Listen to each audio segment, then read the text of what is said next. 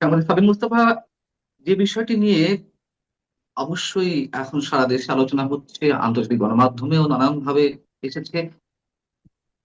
ভারতের প্রভাবশালী গণমাধ্যম এনডিটিভি কে শেখ হাসিনা একটি এক্সক্লুসিভ সাক্ষাৎকার দিয়েছে, আপনি নিশ্চয় দেখেছেন।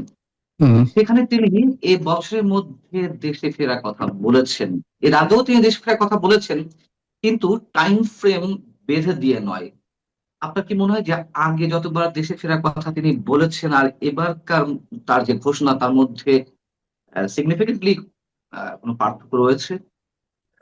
আমি পুরো ইন্টারভিউটা পড়ে, কারণ এটা তো একটা ইমেলের মাধ্যমে ইন্টারভিউটা হয়েছিল, সেই জি। ইন্টারভিউটা পড়ে যেটা দেখলাম যে ওখানে দুটো লাইন আছে খুব গুরুত্বপূর্ণ। একটা আপনি যেটা বলছেন যে উনি বলছেন যে তিনি এই বছরেই দেশে ফিরবেন। তো এই বছরেই এরকম একটা স্পেসিফিক টাইম ফ্রেম, এখন তো আমরা জুন মাসের শেষ প্রান্তে চলে এসেছি, বছরের অর্ধেক বাকি আছে। জি। তো এই এই এত মানে টাইট টাইম ফ্রেম আগে কখনো দিয়েছেন কিনা আমার মনে নেই। মানে তাই বলছেন। ঘটনা তো 2 বছর, তার চেয়ে বেশি না। কাজেই এটা একটু সিগনিফিক্যান্ট এই কারণে যে তিনি কেন এত স্পেসিফিক বলছেন যে এই বছরই তিনি ফিরবেন। তিনি বলতে পারতেন যে আমি ফিরবো যখন পরিবেশ থাকবে, আগে যেটা বলেছেন, যখন গণতান্ত্রিক পরিবেশ থাকবে, যখন ফেরার পরিবেশ থাকবে তখন ফিরবেন, এই ধরনের কথা তিনি আগে বলেছেন। কিন্তু এইবার বলছেন যে এই সময় তিনি ফিরবেন।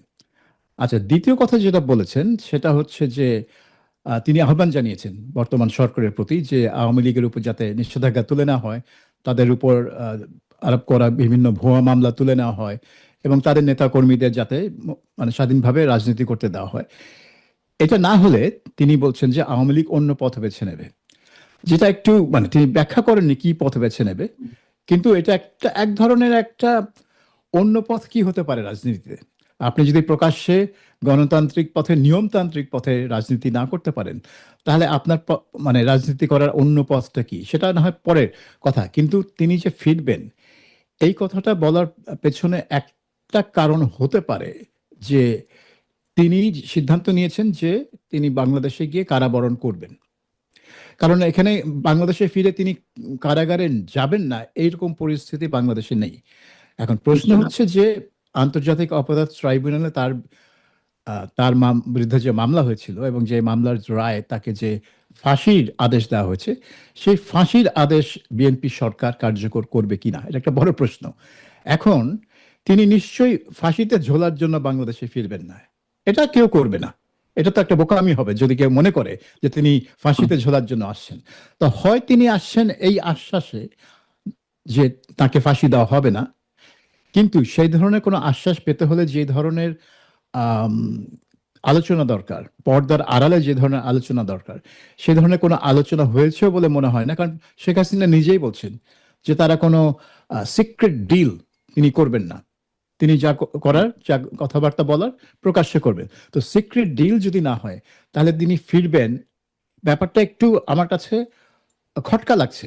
যে তিনি কি সিদ্ধান্ত নিয়েছেন যে কিছু একটা হবে, আইন আইনগত প্রক্রিয়ার মধ্যে দিয়ে তিনি ফাঁসির থেকে রেহাই পাবেন, কিন্তু তিনি কি আবার তার সারা জীবনকে তিনি জেলে থাকতেও প্রস্তুত?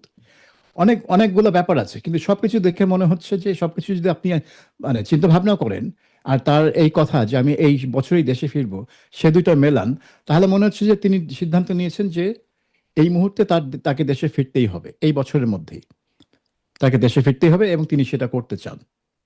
সো ওই দিক থেকে আমি মনে করবো যে তার সিগনিফিক্যান্ট যে তিনি একটা সিদ্ধান্ত নিয়েছেন। আপনি বলছেন যে সিক্রেট ডিল হয়েছে কিনা গভর্নমেন্টের সঙ্গে, তেমন কোনো লক্ষণ আপনি দেখতে পাচ্ছেন না, যেহেতু তিনি নিজেই বলেছেন, একেবারে উড়িয়ে দিয়েছেন যে এই ধরনের কোনো সম্ভাবনা নেই, কোনো হুম। ধরনের হিডেন এগ্রিমেন্ট বা এই টাইপের কিছু নেই। তবে ইন্টারন্যাশনাল কোনো কানেকশন তিনি তৈরি করেছেন কিনা, আওয়ামী লীগের ফিরে আসা বা তার ফিরে আসা বা রাজনীতি পুনর্বাসিত হওয়া, আহ, এটির কোনো ধরনের, যেহেতু হয়তো সরকারের সাথে কোনো ডিল করেনি, কিন্তু বিহাইন্ড দ্য স্ক্রিন আন্তর্জাতিক নানান ধরনের সংযোগ এখানে থাকতে পারে কিনা, যুক্তরাষ্ট্র, ভারত, এসবে, রাশিয়া। আমি দেখলাম যে শেখ হাসিনা সাক্ষাৎকারে তিনি ওইদিকে একটা আভাস দিয়েছেন। কারণ তিনি মানে তিনি কি করছেন এখন, সেই জিনিস ব্যাখ্যা করতে গিয়ে তিনি এক জায়গায় বলেছেন যে আন্তর্জাতিক সম্প্রদায়ের সাথে তার যোগাযোগ তিনি বজায় রাখছেন, এবং আন্তর্জাতিক সম্প্রদায়কে তিনি মানে বলতে পারেন লবি করছেন আওয়ামী লীগের পক্ষে, যে আওয়ামী হুম, লীগকে হুম। রাজনীতিতে ফিরতে দেওয়া উচিত, এই ধরনের একটা কাজ তিনি করছেন। তো এটা তিনি নিজেই বলেছেন সেই সাক্ষাৎকারে। তো আমরা ধরেই নিতে পারি যে বিভিন্ন চ্যানেলে আহ, তিনি আন্তর্জাতিক পরিসরে আওয়ামী লীগের পক্ষে লবি করছেন, এবং সেই জন্য লন্ডনে একটা আইন ফার্ম ডাউটি স্ট্রিট, যারা বিভিন্ন আম, মানবাধিকার বা এই ধরনের কাজ তারা করে থাকে, তাদেরকে তিনি নিয়োজিত করেছেন। তারাও জাতিসংঘে এবং বিভিন্ন আন্তর্জাতিক সংস্থায় আওয়ামী লীগের বিরুদ্ধে অন্যায় করা হচ্ছে, অবিচার করা হচ্ছে, এই ব্যাখ্যা দিয়ে চিঠি দিচ্ছেন এবং লবি করছে। কাজেই আন্তর্জাতিক পরিসরে যে যোগাযোগ আছে তা নিয়ে কোনো সন্দেহ নেই। এবং এই যে ভারত থেকে একজন রাজনীতিককে হাইকমিশন করে পাঠানো হলো ঢাকায়, হুম। হীরালাল ত্রিবেদী, দীনেশ হীরালাল ত্রিবেদী, এবং তাকে খুবই মানে অভূতপূর্ব একটা কাজ, ভারত একজন হাই কমিশনারকে বা অ্যাম্বাসেডরকে মন্ত্রী পদের মর্যাদা দিল, যেটা ভারতে আগে হয় নাই। কাজেই এর বাংলাদেশের যে ভারতে নিযুক্ত হাই কমিশনের পদটা হঠাৎ করে ভারতের তরফ থেকে খুবই উঁচুতে নিয়ে যাওয়া হয়েছে। এটাকে একটা রাজনৈতিক রূপ দেওয়া হয়েছে এবং তাকে মন্ত্রীর পদ দেওয়া হয়েছে। তার মানে তিনি যখন বাংলাদেশের মন্ত্রীদের সাথে কথা বলবেন, তিনি কিন্তু শুধু হাই কমিশনার হিসেবে কথা বলছেন না, তিনি এই একটা ফ্রেমকে মেনটেন করে কথা বলতে হবে। তিনি একজন মন্ত্রী পদমর্যাদার রাজনীতিক হিসেবে কথা বলছেন। তো এইটার পেছনে আম, একটা কারণ থাকতে পারে যে বাংলাদেশের সাথে সম্পর্ক উন্নয়ন করা ভারত এটার উপর খুব জোর দিচ্ছে, এবং সেজন্য তারা মনে করে একটা রাজনৈতিক ব্যক্তিত্ব দরকার। কিন্তু রাজনৈতিক ব্যক্তিত্ব থাকা মানেই হচ্ছে বাংলাদেশের সাথে যে ভারতের রাজনীতি বিষয়ে যেই মতবিরোধ বা বচসা আছে, যার মধ্যে আওয়ামী লীগের ভূমিকা এবং আওয়ামী লীগের অবস্থান ভারতে, বিশেষ করে শেখ হাসিনার অবস্থান ভারতে, সেটা অত্যন্ত গুরুত্বপূর্ণ একটা অংশ। সেই বিষয়ে মিস্টার ত্রিবেদী আলাপ করবেন না, এটা আমি ভাবতেই পারবো না।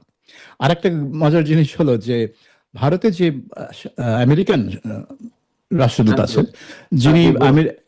হ্যাঁ, মিস্টার গোর, সার্গে গোর, এবং যিনি গোটা দক্ষিণ এশিয়ায় আমেরিকান প্রেসিডেন্টের দূত হিসেবেও কাজ করেন, তিনি ত্রিবেদীকে অভিনন্দন জানিয়েছেন আহ, এক এটাও তো পোস্টে। এটাও তো অভূতপূর্ব। এর আগে এটা আমি কোথাও আগে কখনো বাংলাদেশের দেখিনি। টেলিভিশনকে মার্কিন রাষ্ট্রদূত অভিনন্দন জানিয়েছেন, তাও ভারতের? হ্যাঁ, এমনটাও দেখা যায়। এটা আমি আগে কখনো দেখিনি যে এক দেশে নিযুক্ত রাষ্ট্রদূত যেই দেশে নিযুক্ত সেই দেশের অন্য দেশে নিযুক্ত রাষ্ট্রদূতকে অভিনন্দন জানাচ্ছে। এখানে অভিনন্দন জানানোর কি হলো, আনলেস তাদের মধ্যে যদি একটা পূর্ব সম্পর্ক না থাকে, হুম, হুম। যদি তাদের পরিচয় থাকে, তাদের যদি একটা ওয়ার্কিং রিলেশনশিপ থাকে, তাহলেই সে অভিনন্দন জানাবে। কারণ আমার ফ্রেন্ডকে আমি অভিনন্দন জানাচ্ছি, আমার একটা কলিগ বলতে পারেন অভিনন্দন জানাচ্ছি।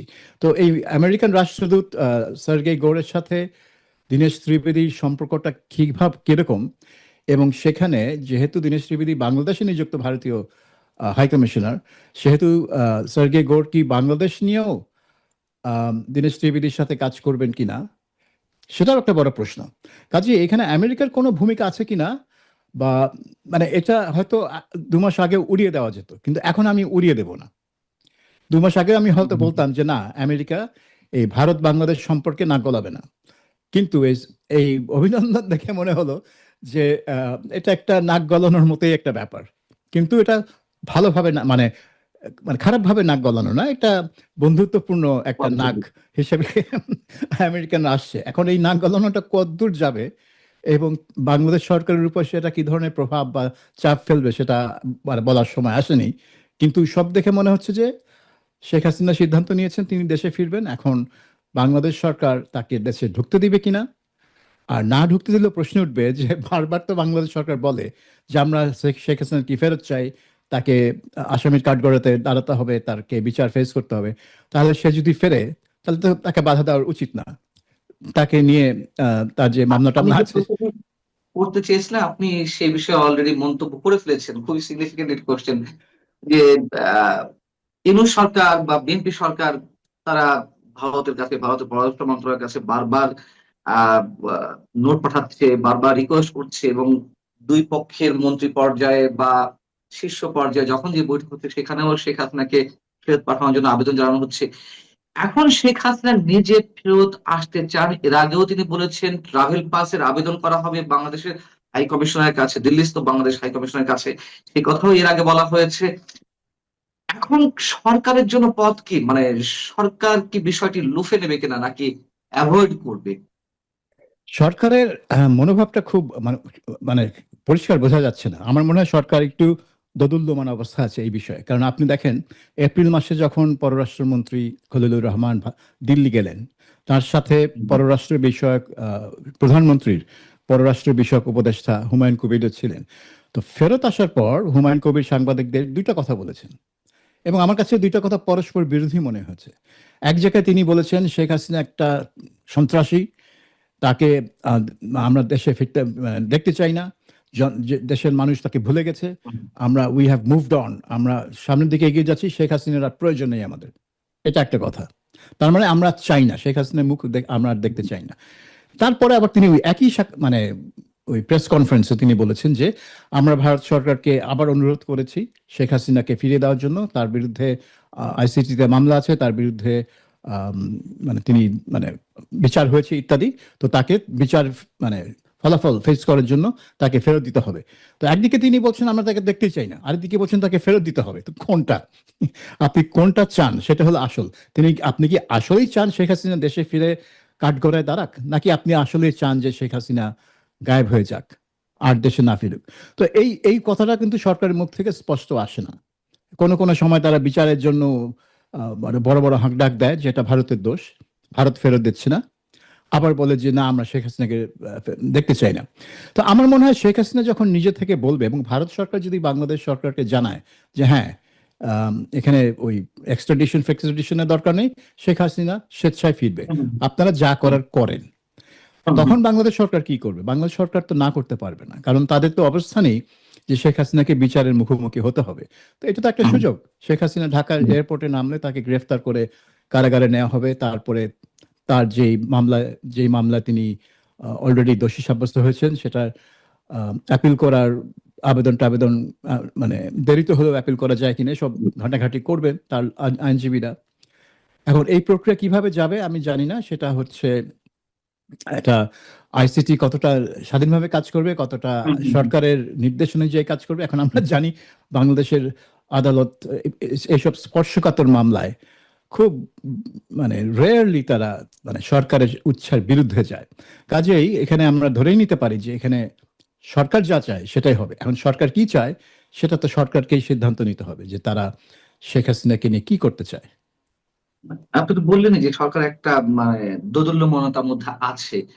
আর যারা স্টেক হোল্ডার, অন্যতম প্রধান যে স্টেক হোল্ডার এখন এই মুহূর্তে বাংলাদেশে আহ জামাতে ইসলামী এবং এনসিপি, আপনাকে মনে হয় তারাও শেখ হাসিনা দেশে আসুক এটি চায় আসলে মনে প্রাণে?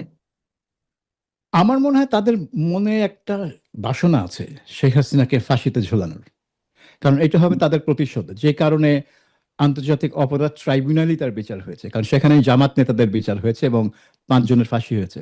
যে কারণে আন্তর্জাতিক অপরাধ ট্রাইব্যুনালের চিফ প্রসিকিউটর হিসেবে তাজুল ইসলামকে নিয়োগ করা হয়েছিল, যিনি জামাত ইসলামের লোক, এবং তিনি জামাত নেতাদের পক্ষে আইনজীবী ছিলেন পুরো ওই যুদ্ধাপরাধীদের বিচারের প্রক্রিয়ায়। কাজে এটা একটা সব পুরোটাই ইউনূস সরকার আমলে সাজানো হয়েছিল একটা প্রতিশোধ হিসেবে। কিন্তু তিনি এই প্রতিশোধটা ছিল তিনি যখন দেশে নেই, অর্থাৎ তাকে অ্যাকচুয়ালি ফাঁসিতে ঝোলানো সম্ভব না। কিন্তু যদি আবার ফাঁসিতে ঝোলানো সম্ভব হয়, আর এখন আইসিটি আর সেই তাজুল ইসলামের হাতে নেই, নিয়ন্ত্রণে নেই, এখন আছে একজন বিএনপি নিয়োগকৃত হ্যাঁ চিফ প্রসিকিউটর হাতে। আম, কিন্তু যখন ওই প্রশ্নটা আসবে আমরা কি আসলেই শেখ হাসিনাকে ফাঁসিতে ঝোলাবো, এই প্রশ্নটা সরকারকে। ঝুলাবো একটা বিষয়, আর ঝুলাতে পারবো একটা বিষয়, ঝুলাতে হ্যাঁ, পারবো কিনা মানে সেটাও সম্ভব কিনা বাংলাদেশের ক্ষেত্রে আহ আসলে কি এটি এক্সিকিউট করার সেই ধরনের বাস্তবতা আছে কিনা বাংলাদেশের রাজনীতিতে? আমার মনে হয় যে বাসনাটা আছে এই এনসিপি এবং বাস্তবতা আছে, হ্যাঁ। জামাতের মধ্যে। বাসনাটা যে আছে তা নিয়ে আমার কোনো সন্দেহ নেই। কিন্তু তাদের মধ্যে এই উপলব্ধিটাও আসতে পারে যে আম, একজন প্রাক্তন প্রধানমন্ত্রীকে, বিশেষ করে শেখ হাসিনার মতো প্রধানমন্ত্রীকে ফাঁসিতে ঝোলানো এত সহজ ব্যাপার না। আর তিনি যদি দেশে ফেরেন এবং তারপরে যদি তাকে ফাঁসি দেওয়া হয়, তাহলে কিন্তু আন্তর্জাতিকভাবেও কিন্তু জিনিসটা ভালো চোখে দেখা হবে না। আপনি দেখেন এই আজকেই দেখলাম আম, আমেরিকার একজন দক্ষিণ এশিয়া বিশেষজ্ঞ মাইকেল কুগেলম্যান, যাকে বিভিন্ন সময়ে বিভিন্ন গণমাধ্যম সাক্ষাৎকার নিয়ে থাকে, তিনি বলছেন যে তিনি কল্পনা করতে পারছেন না যে শেখ হাসিনা ফিরবে। হ্যাঁ, এটা হয়তো তার কল্পনার বাইরে, কল্পনা জগতের বাইরের একটা ঘটনা, তিনি কল্পনা নাও করতে পারেন। কিন্তু তারপরে বলছেন যে তিনি যদি ফেরেন তাহলে তাকে সারা জীবন জেল খাটতে হবে। তার মানে তিনিও কিন্তু ভাবছেন না যে তাকে ফাঁসিতে ঝোলানো হবে। মানে জেল খাটতে হতে পারে সারা জীবন এবং জেলখানায় তিনি মারা যেতে পারেন, সেরকম ওই দূর পর্যন্ত চিন্তা ভাবনা চলতে পারে। কিন্তু ফেরার পর তাকে ফাঁসিতে ঝোলানো হবে, এই চিন্তা ভাবনা কিন্তু খুব কম লোকই করবে। মানে গুপ্ত সুপ্ত বাসনা যতই থাকুক জামাত আর এনসিপির মনে, এই এই কাজটা করা কিন্তু অত সহজ হবে না। বিশেষ করে বিএনপির মতো দল যারা আর কি সেরকম উগ্র বিপ্লবী দল না। বিপ্লবী দল যে বিএনপি না সেটা আমরা জানি, কিন্তু সেরকম উগ্র তারা না যে তাদের প্রধান রাজনৈতিক প্রতিপক্ষ, কারণ জামাত তাদের প্রতিপক্ষ না, জামাত তাদের মিত্র, সবসময় তাদের মিত্র, এখনো তাদের মিত্র হিসেবেই তারা বিরোধী দলে আছে। এটা একটা কি বলবো, ওই যে 2014-18 সালের যে জাতীয় পার্টির বিরোধী দলের ভূমিকা সেরকম আর কি একটু। আম, কিন্তু তাদের প্রধান প্রতিপক্ষ নেতাকে ফাঁসিতে ঝোলানো আর তাকে একটা অন্যভাবে, আপনি ধরেন যে 2004 সালের 21শে আগস্ট যে গ্রেনেড হামলায় তাকে হত্যার একটা প্রচেষ্টা হয়েছিল, যেটার জন্য তারেক রহমান এক সময় দোষী সাব্যস্ত হয়েছিলেন, কিন্তু পরে হাইকোর্ট আওয়ামী লীগের পতনের পর সুপ্রিম কোর্ট থেকে তাকে এবং অন্যান্য সবাইকে বেকসুর খালাস দেওয়া হয়, মানে কেউ তাকে হত্যার চেষ্টা করে নাই, ওই 24 জন লোক এমনি এমনি মারা গেছে আর কি। সো সো সেই ব্যাপারটা এখন অত সহজ না, ফাঁসি দেওয়া একজন প্রাক্তন প্রধানমন্ত্রীকে ফাঁসি দেওয়া অত সহজ না। এবং সেই জন্য এই ফাঁসির কথাটা, এমনকি মাইকেল কুগলম্যান যার কল্পনার বাইরে যে শেখ হাসিনা ফিরবেন এটা তিনি কল্পনাও করতে পারেন না, তিনিও কিন্তু ফাঁসি পর্যন্ত কল্পনা করতে পারছেন না। তিনি ওই সারা জীবন জেল খাটবেন এই পর্যন্ত যাচ্ছেন, যেটা ভাবা খুব সহজ। হ্যাঁ, সারা জীবন তিনি জেল খাটতে পারেন, জেলখানায় তার মৃত্যু হতে পারে, তার বয়স তো প্রায় 80 ছুঁই ছুঁই। কাজেই তার তো আম, শারীরিক অবস্থা কিরকম আমি জানি না, যারা গেছেন দেখেছেন তাদের আম, কথা অনুযায়ী তিনি এখনো সুস্থ আছেন, এখনো খুব রোবাস্ট আছেন ইত্যাদি। তো এটা আমি ভেরিফাই করার কোনো রাস্তা নাই। তো এখন সেটাই মানে আপনার যে ওই কথা ঠিক যে এটা ফাঁসি পর্যন্ত যাবে কি না সেটা একটা বড় প্রশ্ন। এবং আমার মনে হয় তিনি যদি ফেরেন তিনি ওই আশ্বাস নিয়েই ফিরবেন যে ফাঁসি পর্যন্ত যাবে না, কিন্তু তাকে কারাবরণ করতেই হবে। কত সময়ের জন্য সেটা অন্য ব্যাপার, কিন্তু তাকে কারাবরণ করতেই হবে। তিনি এর আগের একটা ইন্টারভিউতে বলেছেন সম্ভবত টাইমস অফ ইন্ডিয়াতে, এবং সেই ইন্টারভিউ ভারতের সব ধরনের গণমাধ্যমে জাস্ট কপি হিসেবে এসেছিল, টাইমস অফ ইন্ডিয়ার রেফারেন্স দিয়েই। তিনি বলেছেন যে আমি ফিরবো, যে কোনো সময় ফিরবো এবং মাথা উঁচু করে ফিরবো। আহ তার এই যে ফিরে আসা যদি সত্যি সত্যি বাস্তবে আমাদের দেখতে হয়, আপনার কি মনে হয় তার এই ফিরে আসার মধ্য দিয়ে তার যে ইমেজ সংকট 5 আগস্টের পর পরে, 2024-এর 5 আগস্টের পর পরে দেখা দিয়েছিল, সেগুলো তো আস্তে আস্তে একটু একটু হলেও রিকভার হচ্ছে এবং সত্যি সত্যিই তিনি মাথা উঁচু করে ফিরবেন? আহ মানে এই মাথা উঁচু করে ফেরার সাথে তো অনেক বিষয় জড়িয়ে রয়েছে। আহ দলীয় নেতা কর্মীরা তাকে রিসেপশন দিবে, বা আওয়ামী লীগের রাজনীতিতে পুনর্বাসিত হবে, তিনি ফিরবেন ভিআইপি, একজন ভিভিআইপি যেভাবে বিচারের মুখোমুখি হয় যদি তিনি দোষী সাব্যস্ত হয়ে থাকেন বা অন্যায় করে থাকেন। তিনি যেমন মানে আমরা দেখি তো কোথাও কোথাও যে ভিভিআইপি হিসেবেই বিচারের মুখোমুখি হচ্ছেন, সেই ধরনের কথা তিনি মিন করছেন কিনা, আর যদি মিন করেই থাকেন তাহলে সেটির বাস্তবতা আছে কিনা? ইউনূস সরকার যে কাজটা করেছে এই মুক্তিযুদ্ধের স্মৃতি এবং তার যে চেতনা সেটা ধ্বংস করার জন্য এবং বঙ্গবন্ধুর স্মৃতি ধ্বংস করার জন্য ইউনূস সরকার যেটা করেছে, এবং বিএনপি সরকার সেগুলো অনেক কিছুই কিন্তু কন্টিনিউ করছে। মুখে বললেও কাজে কিন্তু তারা সেই ইউনূস সরকারের নীতির মানে ধারাবাহিকতাই চলছে। এখন এইটা আমি বলবো যে আওয়ামী লীগের ইমেজ পুনরুদ্ধারের সহায়তা যত না করছে, তার চেয়ে বেশি যেটা করছে যে আওয়ামী লীগের মতো একটা দলের প্রয়োজনীয়তা মানুষের মনে সৃষ্টি করছে, যে না, এটা হয়ে যাচ্ছে একটা একতরফা শাসন। বিএনপি জামাত তারা একতরফা শাসন করছে, এটা একই ঘরানার দুইটা দল, এবং তারা আদর্শ একদিক থেকে তারা একই একই ঘরানার, অর্থাৎ এই পার্লামেন্টে সেরকম বিরোধী দল বলতে কিছু নেই, এটা একচেটিয়া শাসন হচ্ছে। ঠিক একটু মানে আমি বাকশাল শব্দটা বলবো না, কিন্তু বাকশালে যেরকম 4-5টা দলকে নিয়ে একটা দল গঠন করা হয়েছিল, এবং এখানে একটা দল গঠন করা হয়নি, 2-3টা দল আছে, বিএনপি, জামাত, এনসিপি, কিন্তু তারা একভাবেই একভাবেই কাজ করে, কারণ তারা নিজেরাও দেখে তারা হচ্ছে আওয়ামী লীগ বিরোধী একটা জোটের মতো। জোট ওই অর্থে মানে আনুষ্ঠানিক না হলেও অনানুষ্ঠানিক একটা জোট।